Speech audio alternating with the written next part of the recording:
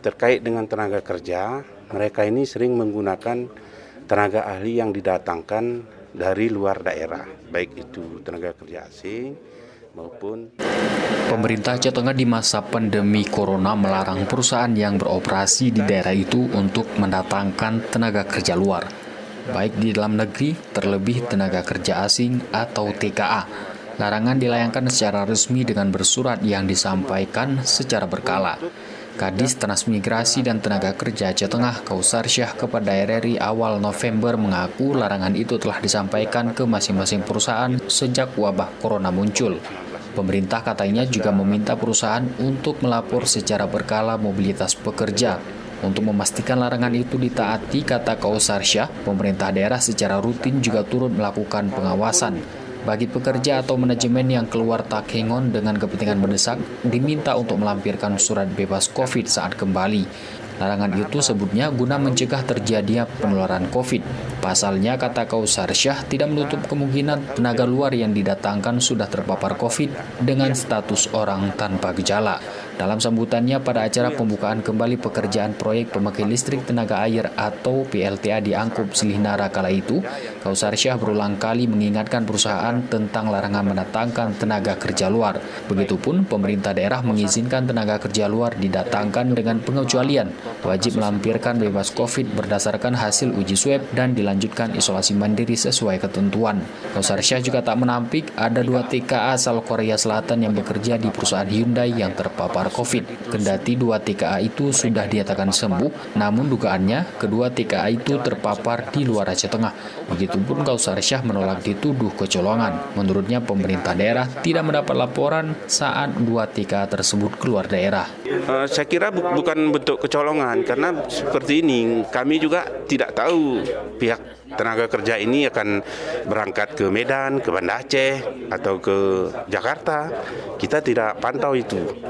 Karena biasanya tenaga kerja asing ini kita kan ada jadwal surat keberadaannya kita terbitkan itu di dinas tenaga kerja ya. Jadi kalau dia urusannya ke Banda Aceh, ke Medan, ke Jakarta, kita tidak bisa pantau. Mungkin dia ada urusan perusahaan kan seperti itu. Yang kami maksud pada saat pergi seperti itu, pulangnya ke sini itu yang harus dilakukan tes swab itu. Jubir Satgas Penanganan Corona untuk Aceh Tengah, Dr. Yunasri juga menaruh curiga terhadap 2 TKA asal Korea Selatan yang terpapar COVID. Ia menduga kuat keduanya terpapar di luar Aceh Tengah. Jika dugaannya benar, kata Yunasri, berkemungkinan perusahaan tidak melaporkan mobilitas keduanya. Hingga akhir Oktober sebelum Yunasri, klaster penularan COVID tertinggi di Aceh Tengah disumbang dari perusahaan pekerja proyek PLTA dengan jumlah 35 kasus. 2 diantaranya TKA asal Korea. Jumlah itu masing-masing 33 dari pekerja PP dan 2 TKA bertugas di Hyundai. Kala itu pekerjaan proyek PLTA sempat ditutup namun dibuka kembali setelah seluruhnya dinyatakan sembuh. Itu ada 32 dari BP, kemudian di Hyundai ada 3, kemudian dari masyarakat ada 3. Ini yang kita harapkan nantinya, khususnya bagi pelaku-pelaku perjalanan.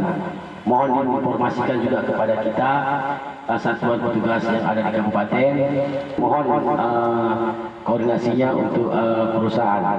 Project Manager PT PP Persero Eko Septianto mengaku dari total pekerja di perusahaan PP yang terpapar merupakan mereka dengan status orang tanpa gejala. Ia juga mengaku seluruh pekerja PP yang berasal dari luar daerah tidak diperkenan pulang sejak bulan Februari. Manajemen lanjut Eko juga sudah menerapkan protokol kesehatan yang ketat sejak pandemi corona muncul. Di Camp PP sendiri katanya juga telah disediakan ruang isolasi khusus bagi pekerja yang terindikasi. Kebijakan ini sebut Eko sebagai bentuk nyata kepedulian perusahaan terhadap ancaman COVID. Mohon maaf, sebenarnya secara perusahaan kami juga ada ruang isolasi. Mungkin bisa nanti ditengok apabila ada orang yang pulang. Mohon maaf, orang yang pulang mengunjungi keluarga, kami itu tidak serta-merta langsung boleh bekerja Pak. Itu mohon izin, di depan itu ada namanya gedung itu, di depan itu ruang isolasi. Selama 7 hari tanpa ada gejala akan dirapid. Jadi total juga 14 hari Pak, bukan 7 hari. 7 hari dirapid, kalau memang dia ada reaktif akan dilanjutkan sampai 14 hari. Setelah itu kalau memang 14 hari masih reaktif akan ada swab. Lebih lanjut, Eko mengaku di lingkup PTPP sendiri juga telah diberlakukan protokol kesehatan yang ketat. Seluruh karyawan diwajibkan pakai masker dan jaga jarak. Pada sejumlah sudut juga telah disediakan tempat cuci tangan. Muhammad Sanusi, RRI Takengon, melaporkan.